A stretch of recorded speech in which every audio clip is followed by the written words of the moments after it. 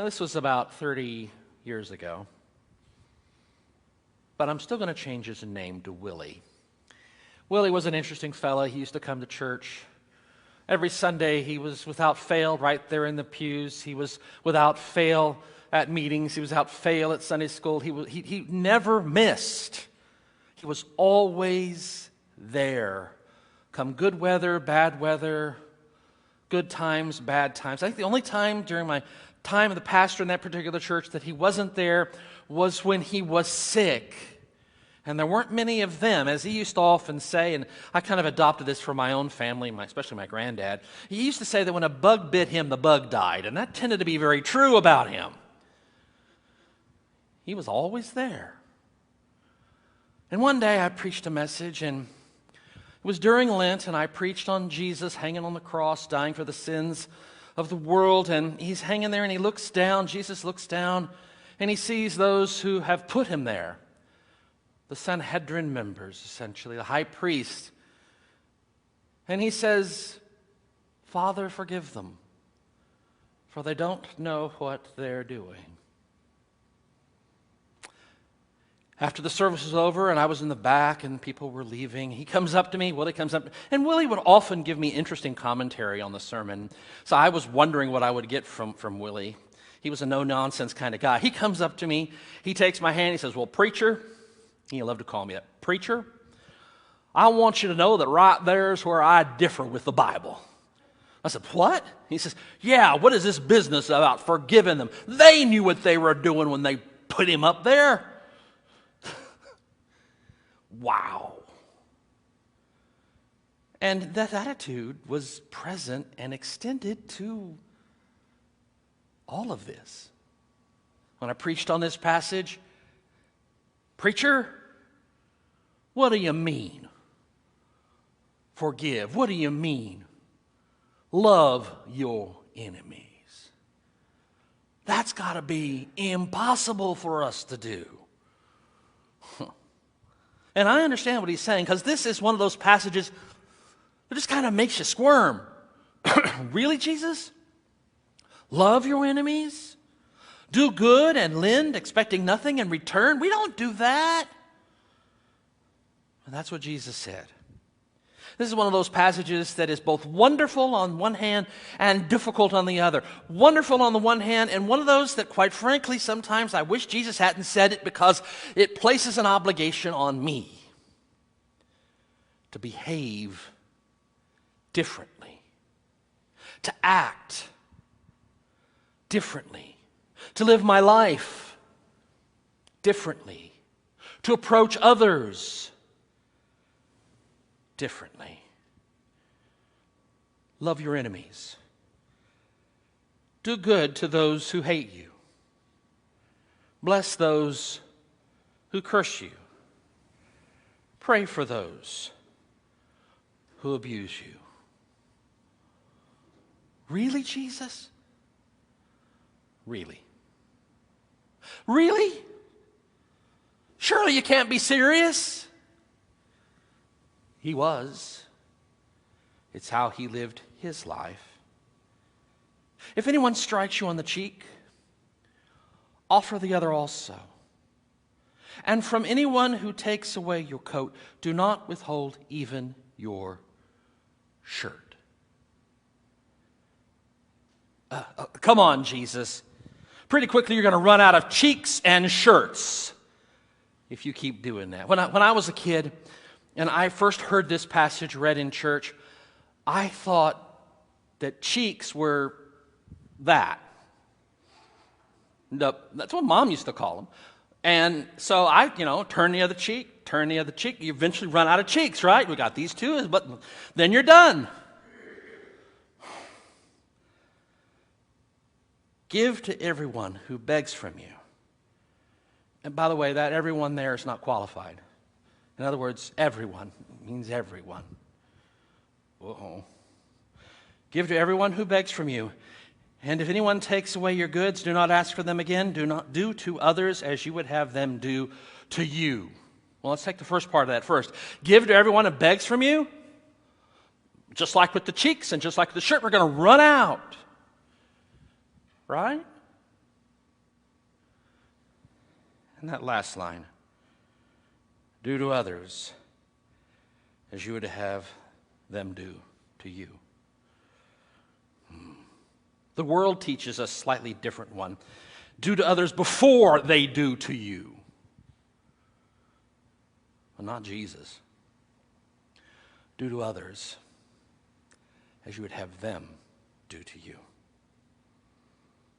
Live your life open and willing and accepting of others, and treat others as you would be treated.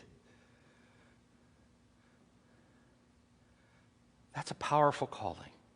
One of those passages that I'm glad and I rejoice that Jesus said. Amidst these passages that are difficult because I know I can't live up to this measure. I know I fail to love my enemies. I know I fail to do good to those who bless you. I know that I fail and curse those who curse me, not pray for them.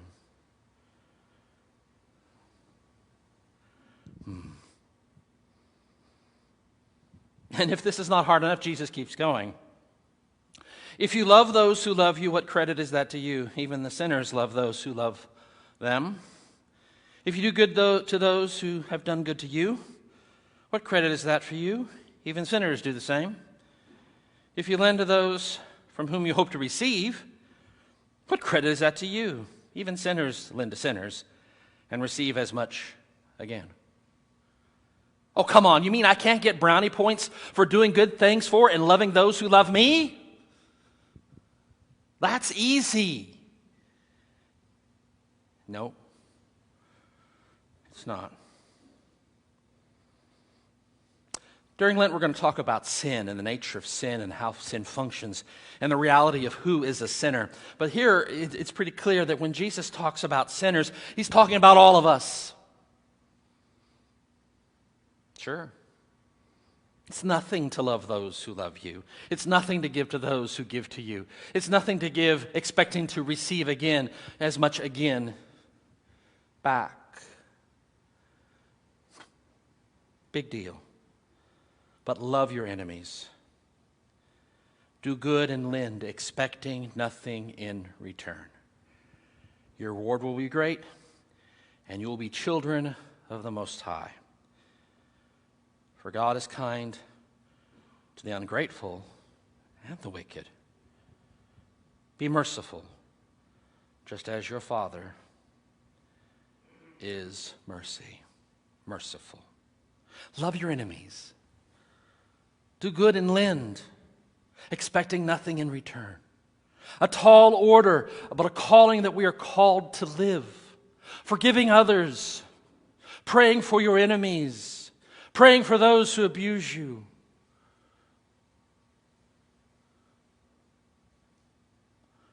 I'll never forget the scene in Fiddler on the Roof when Tevye is chatting with a bunch of his friends while out delivering milk. They get into talking about politics, and it gets pretty heavy, and one of them says, "God keep the Tsar." And then they all reply, "Far away from us," and then they spit. And Tevye has to cover his milk jugs to keep it from getting in there. That's kind of like we are. That's how we feel about our enemies. Lord, keep them far away from us. Sometimes the further, the better. Went to a gathering of clergy. This was back before the pandemic. And we were talking about the coming split of the denomination. And there was a group of them from the WCA over there and a group from Reconciling Ministries over here. And I'm gravitating around the Reconciling Ministries group, and we're chatting away. And the two groups are totally separated from each other. And we sat in separate places and had very little, if anything, to do with each other. Were we loving? Were we praying for? Other than to get them out? No. No. So I stand convicted along with most of us. This is hard to do. This way of life is difficult to do. Loving your enemies is not easy. Praying for those who abuse you is not easy. We want our pound of flesh back and then some. But Jesus calls us to love and to forgive and not to judge. Do not judge, and you will not be judged. Do not condemn, and you will not be condemned. Forgive, and you will be forgiven. Give, and it will be given to you. Wow. This may be one of the most important two sentences of Jesus' entire ministry. The word used by the biblical author here, the Greek word, is krino, and it means to make a selection or to prefer one over the other. It means to pass judgment upon another and thereby seek to influence or control them. It means to criticize and find fault with and condemn others. It means to make a judicial or factual determination based upon evidence. It means to come to a conclusion after a cognitive process, i.e. to decide. And it means to ensure justice for someone who has been wronged. Now, not all of these sub-definitions are problematic. This word is not a bad word, generally speaking. But when it is applied to another as a form of criticism, it becomes problematic. When it is applied to others relative to eternal station or God's love for them, it becomes destructive. Be careful how you judge others, for you will be judged the same.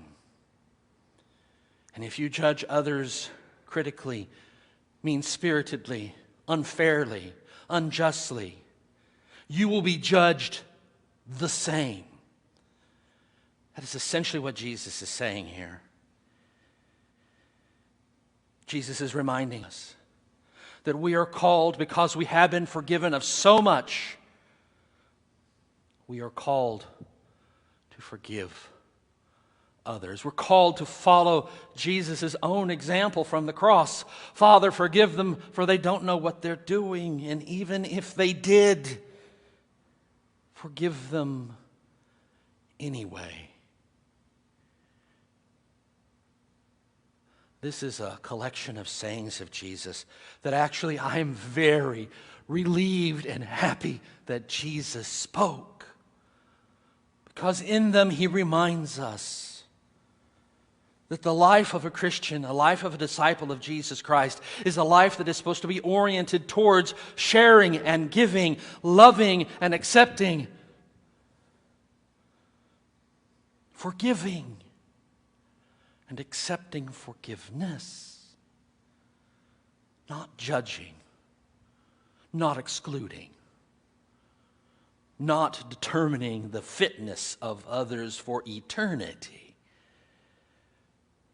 but loving as we have been loved, forgiving as we have been forgiven, sharing as we have been shared with by Almighty God.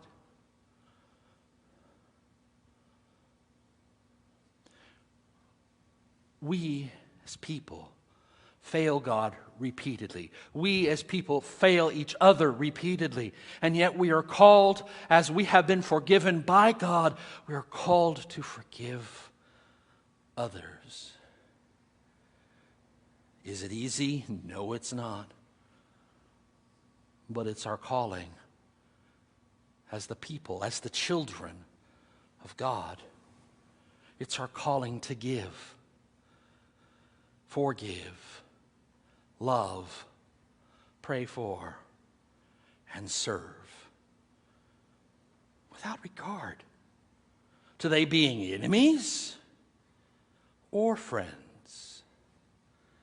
We're called to love, serve, give, forgive others. These words of Jesus are amazing. These words of Jesus bring comfort in difficult times. These words of Jesus bring direction in difficult times. These words of Jesus give us our calling and our understanding that God has loved us and forgiven us and given to us so much, and we are called to love and give and forgive others. Let us be about that in this life. Let us share God's love, forgive, and serve as Christ's hands and feet and eyes and ears and lips in this world that so needs to hear the good news of God's love. And yes, we'll stumble. We're not perfect. Methodists like to say that we're moving on towards perfection. Wow, what a long journey that is. But so long as we're on the journey, moving towards perfection in God's love, we're going in the right direction. Let us do that and follow these words of Jesus and thank God that Jesus said them. In the name of the Father, and of the Son, and of the